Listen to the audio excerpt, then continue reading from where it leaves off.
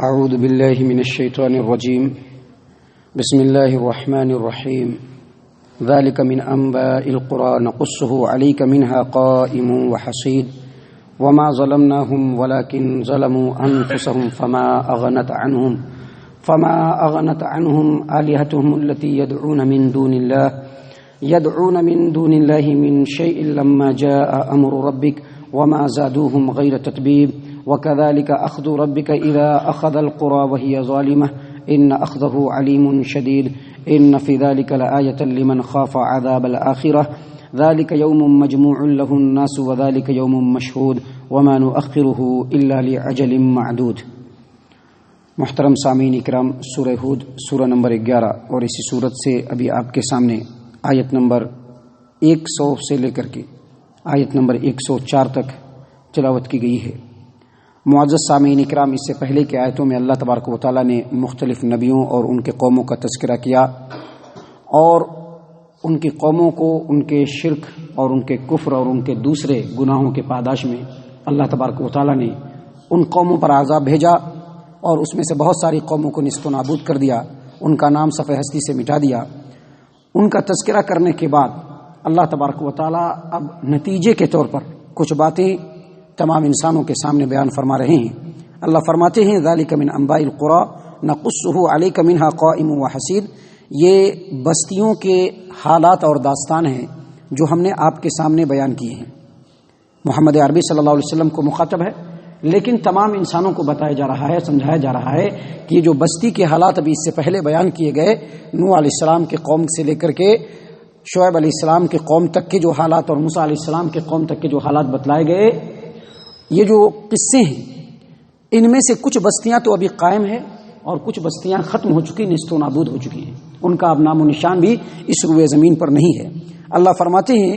وما ظلمناہم ولکن ظلموا انفسہم، اللہ نے ان کے اوپر ظلم نہیں کیا ہے۔ کوئی یہ نہ سمجھے کہ ان کے اوپر اللہ تبارک و تعالیٰ نے عذاب بھیجا تو اللہ نے ان کے اوپر ظلم کیا ہے، ایسا نہیں ہے، بلکہ انہوں نے اپنے آپ پر خود ظلم کیا ہے۔ اللہ تبارک و تعالیٰ کے دنیا میں بس کر کے، اللہ کا دیا ہوا کھا کر کے، اللہ کے نعمتوں کے بیچ میں رہ کر کے،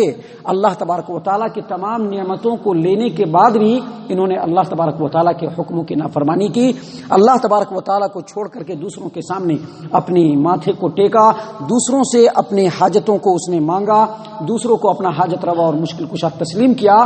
جس کی وجہ سے اللہ تبارک و تعالیٰ نے ان کے ظلم کی وجہ سے ہی ان کو مٹا دیا۔ وما ظلمناہم ولکن ظلموا انفسہم، ہم نے ان کے اوپر ظلم نہیں کیا ہے لیکن انہوں نے خود اپنے آپ پر ظلم کیا ہے۔ اور اس کے بعد اللہ تبارک و تعالیٰ فرماتے ہیں فما اغنت عنہم آلیتہم التی یدعون من دون اللہ من شیء لما جاء امر ربک، جب آپ کے رب کا حکم آ گیا، جب آپ کے رب کا عذاب آیا، فما اغنت عنہم آلیتہم التی یدعون من دون اللہ من شیء، اللہ کو چھوڑ کر کے جن کو وہ پکارتے تھے، جن کو اپنا معبود سمجھتے تھے، جن کے بارے میں ان کا یہ تصور تھا کہ وہ ہم کو ہر مصیبت سے بچا لیں گے، ہر تکلیف سے بچا لیں گے، ان میں سے کوئی بھی جھوٹے معبود ان کو بچا نہ سکے۔ وما زادوہم غیر تتبیب، لیکن ان لوگوں نے ان کے لیے ہلاکت و بربادی کو ہی زیادہ کیا۔ مطلب کیا ہے؟ مطلب یہ ہے کہ جب اللہ تبارک و تعالیٰ کا عذاب کسی قوم کے اوپر ان کے شرک اور ان کے کفر کی وجہ سے آتا ہے تو صرف جو مشرکین اپنے جھوٹے معبودوں کی جو عبادت کرنے والے ہوتے ہیں وہی تباہ نہیں ہوتے ہیں، بلکہ جن کی وہ عبادت کرتے ہیں مٹی اور پتھر کے بت بنا کر کے، ان کو بھی وہ عذاب نیست و نابود کر دیتا ہے۔ یعنی معبودان باطلہ بھی تباہ و برباد ہوتے ہیں اور یہ مشرکین بھی تباہ و برباد ہوتے ہیں۔ تو اللہ تبارک و تعالیٰ نے فرمایا کہ ان کے مشرکین کی جو جھوٹے معبودان تھے اللہ کے عذاب سے ان کو بچا نہ سکے،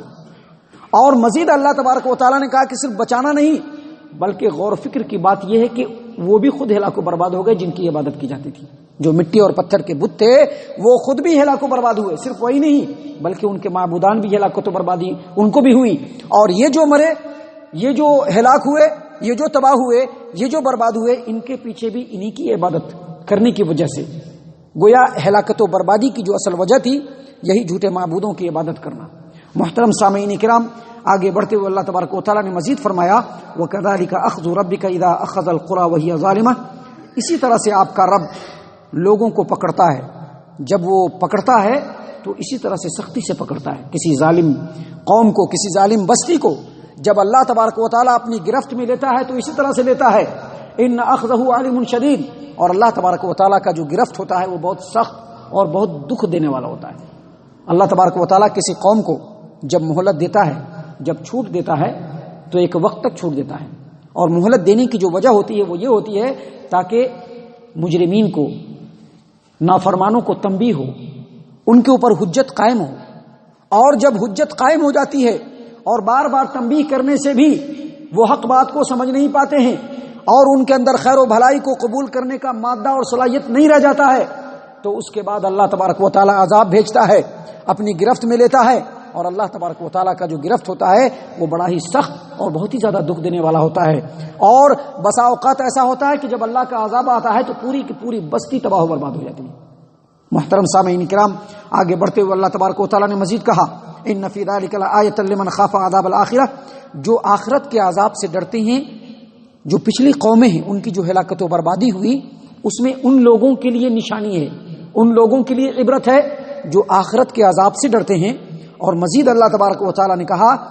ذالک یوم مجموع لہ الناس وذالک یوم مشہود، اور یہ جو آخرت ہوگی یہ تمام لوگوں کو اکٹھا کرنے کی جگہ اور تمام لوگوں کے سامنے ہی سارا عمل ہوگا۔ محترم سامعین کرام، اس آیت کریمہ کے ذریعے سے اللہ تبارک و تعالیٰ یہ بتلا رہا ہے کہ جو لوگ آخرت پر یقین رکھتے ہیں، آخرت کے عذاب سے ڈرتے ہیں، جن کو ان باتوں کے اوپر یقین ہوتا ہے کہ کل اللہ رب العالمین کے بارگاہ میں جانا ہے اور جا کر کے رب کے سامنے اپنے تمام عملوں کا حساب دینا ہے، ایسے لوگ جو ہوتے ہیں وہ ان واقعات سے عبرت پکڑتے ہیں، نصیحت پکڑتے ہیں، کیونکہ ان کو معلوم ہے کہ جو حشر اس قوم کا ہوا، اگر ہم نے بھی اللہ کی نافرمانی کی تو کل قیامت کے میدان میں رب کے سامنے آ کر کے اپنے تمام گناہوں کا حساب کتاب دینا ہے۔ اللہ نے فرمایا جس دن آخرت ہوگی وہ دن کون سا ہوگا؟ مجموع لہ الناس، تمام لوگوں کو اکٹھا کیا جائے گا۔ وہ یوم مشہود، اور وہ ایسا دن ہوگا جس دن سارے لوگ حاضر کیے جائیں گے، یعنی صرف جمع نہیں کیا جائے گا بلکہ ہر ایک انسان کو اللہ کے بارگاہ میں حاضر ہونا پڑے گا، حاضر ہو کر کے اپنے عملوں کا حساب دینا پڑے گا۔ اور بعض مفسرین نے کہا ہے کہ صرف حساب نہیں بلکہ جو مقدمات ان کے اوپر دائر ہوں گے، جو الزامات ان کے اوپر لگیں گے، ان تمام کے بارے میں اللہ تبارک و تعالیٰ گواہیوں کو پیش کرے گا، تمام کا جو ہے حساب کتاب ہوگا۔ یہی یوم مجموع ہے اور یہی یوم مشہود ہے جس کے بارے میں اللہ تبارک و تعالیٰ نے یہاں پر بیان فرمایا، اور مزید فرمایا وَمَا نُؤَخِّرُهُ إِلَّا لِأَجَلٍ مَّعْدُودٍ، اور ہم نے قیامت کے دن کو جو تاخیر کر دیا ہے ایک وقت مقرر کے لیے، کبھی بھی آ سکتا ہے، ابھی اللہ نے اس کو ڈیلے کر کے رکھا ہے، لیکن کب آ جائے گا اس کے بارے میں کسی کو کوئی پتہ نہیں۔ اللہ کے رسول صلی اللہ علیہ وسلم کا فرمان ہے کہ قیامت ایسے لوگوں پر قائم ہوگی جو بدترین ہوں گے، یعنی دنیا کے اندر خیر ختم ہو جائے گا، نیک لوگ چلے جائیں گے، صرف بدترین لوگ رہیں گے، ان کے اوپر قیامت قائم ہوگی۔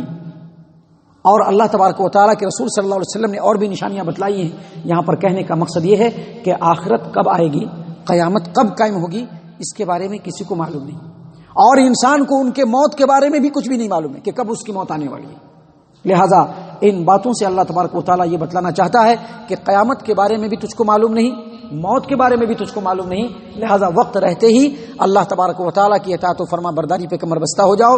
گناہوں سے توبہ کر لو، اللہ کے بارگاہ میں جھک جاؤ، وہی اللہ تبارک و تعالیٰ بخشنے والا اور اپنے بندوں کے تمام معاملات کے اوپر رحم کرنے والا ہے۔ اللہ تبارک و تعالیٰ ہم تمام کو نیک توفیق عنایت فرمائے، ہم تمام کو صحیح معنوں میں مومن اور مسلمان بنائے۔ جو قرآن کریم کی آیات پڑھی جاتی ہیں ان کا ترجمہ اور ان کی تفسیریں پیش کی جاتی ہیں، اللہ تبارک و تعالیٰ ان تمام پر غور و فکر اور تدبر کرنے کی توفیق عنایت فرمائے، ہم تمام کو صحیح معنوں میں مومن اور مسلمان بنائے، جنت الفردوس میں جگہ عطا فرمائے۔ اے اللہ ہم تمام کو جہنم سے پناہ دے، اے رب العالمین ہم تمام کو جہنم سے پناہ دے، اے مالک الملک ہم تمام کو جہنم سے پناہ دے، آمین یا رب العالمین، وما علینا الا البلاغ المبین۔